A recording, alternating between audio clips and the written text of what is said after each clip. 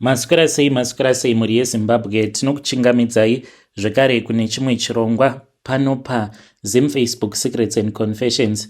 Tadzoka zvekare nemamwe mamessages. Regedzai tibva tapinda mumamessages edu atadzoka takakubatirai. Message yedu yekutanga yakamira sekudai so: hanzi makadii zvenyu mukoma, ndinokumbirawo kuti munge muchindiposterawo nyaya yanguwo makavika chitupa changu. Ndauyawo pano ndiine confession yangu iyo yandiinayo.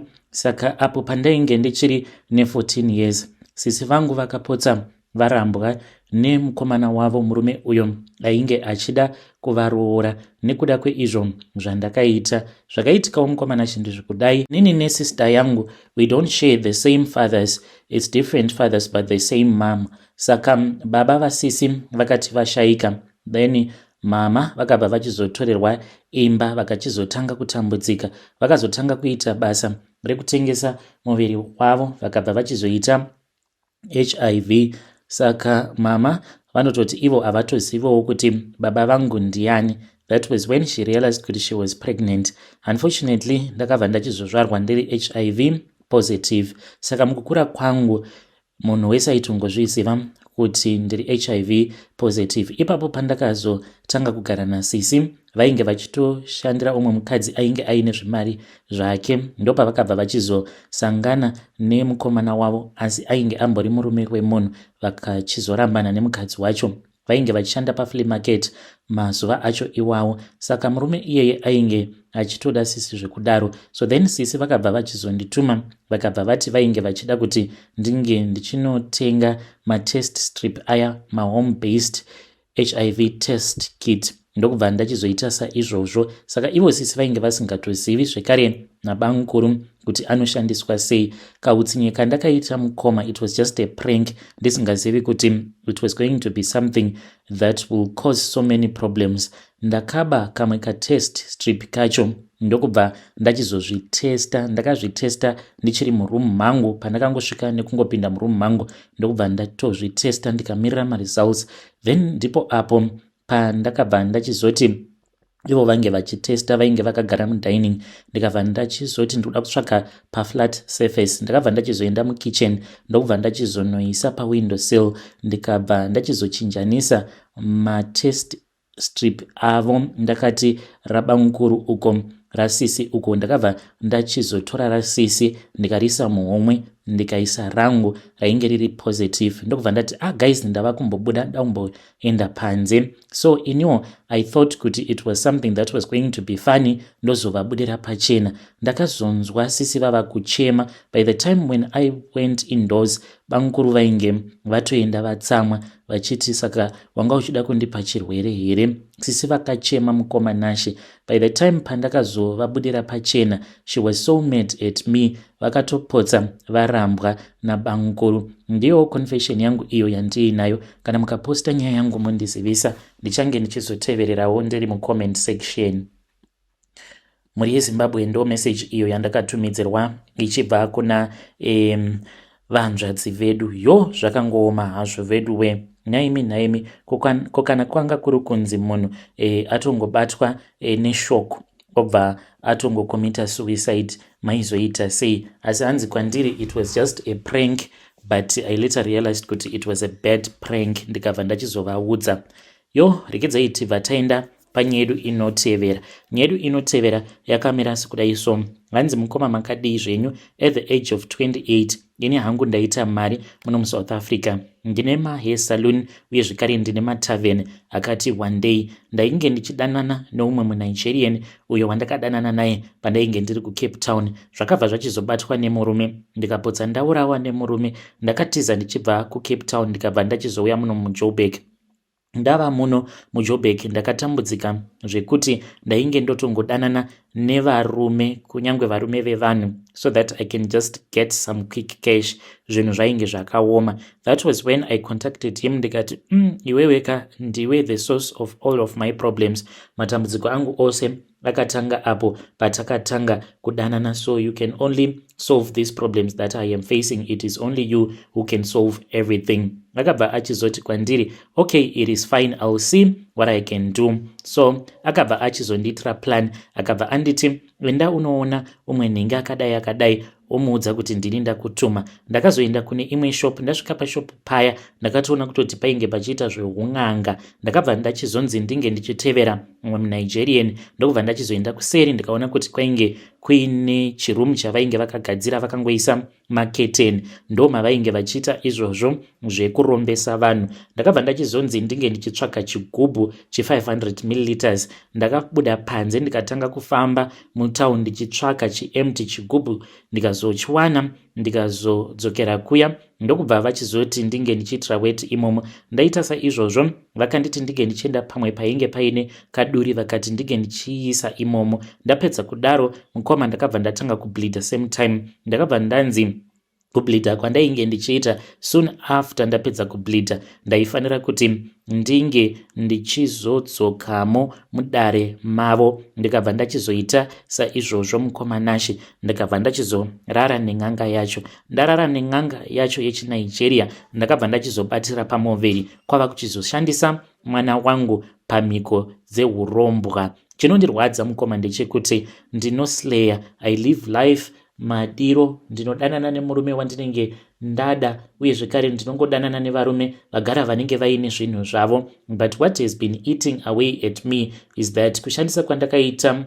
mwana wangu pamhiko, ndakabva ndachizokanganiswa chibereko changu. Izvo ndakazviziva makore acho iwawo, ndakati zvainge zvisina kana basa. But now ndiri kuda mwana mukoma Nashi. Pane umwe murume uyo wandinofambidzana naye, mutambi webhora. Handikwanise kuti ndige ndichikuudzai kuti ndewe kuZimbabwe here kana kuti ndewe muno muSouth Africa. Munhuwo ane zvemari, anototamba muPSL. Saka iye akati one time, ndanga ndichida kuita newe mwana, then we can see, we will move on from there. Manje mwana, hakuna mwana angambobuda idololo, isuwo vamwe zvibereko takatengesa nechekare. Yo, vedare ndo message iyo yandakatumidzirwa ichibva kuna vahanzvadzi vedu. Hanzi isu takatengesa zvibereko nechekare. Strange things indeed they do happen in this world. Ngatizamei kuti tinge tichitaura navo mucomment section. Rekidzai tibva taenda panyedu inotevera. Nyedu inotevera yakamira sekudai so. Hanzi makadi zvenyu mukoma, ndinokumbirawo kuti munge muchindiposterawo nyaya yangu makavigawo chitupa changu. Ndauyawo pano ndiine confession yangu iyo yandiinayo. Ininiwo ndakapiwa $80,000. Mukoma Nashi, kwandiri kuno kuka ndakauya kuno nekuda kwemari iyoyo yandakapiwa. Saka ndakapiwa 80k. Murume wangu ndiye akatozonobatsira kunopedzisa umwe ainge ari small house ya boss vangu. Madam boss vangu vaiva nemurume wavo. Saka murume wavo uyu aiita zvemagirlfriends, aiva nemagirlfriends akawanda. Saka ndainge ndisina kumbogara ndakavaona vachiitira girlfriend remurume wavo jealousy sezvavakaita pamukadzi iyeye. Saka vaigara vachingondiudza vachiti kana ndikamuwanira mukana uchaona zvandichamuita. Then vakabva vachizogara neni pasi vakati, ko ndanga ndichida kuti utaure nemurume wako, ndine mari yandiinayo. Mukoma vakabva vaenda kubedroom vakadzoka vakabata chimwe chibhegi chainge chiri chilwela bag chainge chakazara nema$. Vakati mari iyi iri mubhegi $80,000. Ndinokwanisa kukupa iwewe mari iyi nemurume wako, and I can even help you with someone anokwanisa kuita fast track mapapers enyu. Everything was done mukoma. Tatova nemavisa ekuti tinge tichibuda munyika. Tikabva tachizonzi taifanira kuti tinge tichizobatsira pakunofa kwake mukadzi uyo ainge achidanana nemurume waMadam Boss. Mukoma Nashi, zvinhu izvi zvakatoitika live. Wangu murume ndiye akaenda akanopedzisa munhu. Ndinotya kana kukupai full details. Iye tainge takangobatira hana maoko tichiti zvimwe kuda tinokwanisa kungosvika nekusungwa tiri pamost wanted. But fast forward tiri kutorarama upenyu bo. Vedare ndo message iyo yandakatumidzirwa ichibva kuna vahanzvadzi vedu. Hanzi takapiwa 80k. Yo. Strange things indeed they do happen in this world. Ndakavabvunza ndikati, saka 80k iyi haina kuraisa here suspicion pacho pamakatiza muchiendako kumhiri kwemakungwa? Vakati kikeke no mukoma, zvingaita here ndakasira mari iyi vamwene vangu naamai vangu tikagara navo pasi, asi hatina kuvabudira pachena. ndikabva ndachizovaudza zvose izvo zvandainge ndichida kuti zvinge zvichizoitwa, wangu murume akati bhizinesi raainge achida nderetransport, handikwanisa hangu kurondedzera zvose. Mukoma Nashi taingotumidzira mapdf vanhu vachienda vachinotenga mapropati nemotikari sezvatainge tichida. Titori nemaproperties akawanda muZimbabwe. Vedare ndo message iyo imwe yandakatumidzirwa ichibva kuna mukoma vedu. Regedzai tibva taenda panyedu inotevera. Hanzi iniwo mukoma, I am a UK based nurse and I have infected a lot of men. Namba yangu haisati yakwana uye handikwanisi kukuudzai kuti so far I have infected how many married men mainly that are from Zim. Ndinoita sekunge ndine chisatanic agenda because zvandinoita hazvisi normal. Kana mukandiona ndichienda kuchechi, handingoendere kuchechi mahara. Ndinoenda kuchechi because ndinenge ndiine munhu uyo wandinenge ndichida kuti ndinge ndichizodanana naye, mainly munhu anenge aine mudzimai wake. Vaya vanenge vachiratidza kuti vanenge vachidanana, I end up being in his life. And handisati ndakambosejusa murume ndikarambwa, handizivi kuti ndakatemererwa nyora here dzekudiwa nevarume. Saka ndakatanga kuita musikanzwa pandainge ndichiri kuZimbabwe. Ndakabatwa nema-STI akasiyana-siyana, kudzamara ma-antibiotics ava kusatomboshanda. Saka ndine STI yekuti inini pachezvangu handichatomboinzwe kurwadza kwayo, yakatoodza chibereko nechekare. But murume wandinenge ndarara naye ndinomutapurira iyoyo inenge iri drug resistant STI.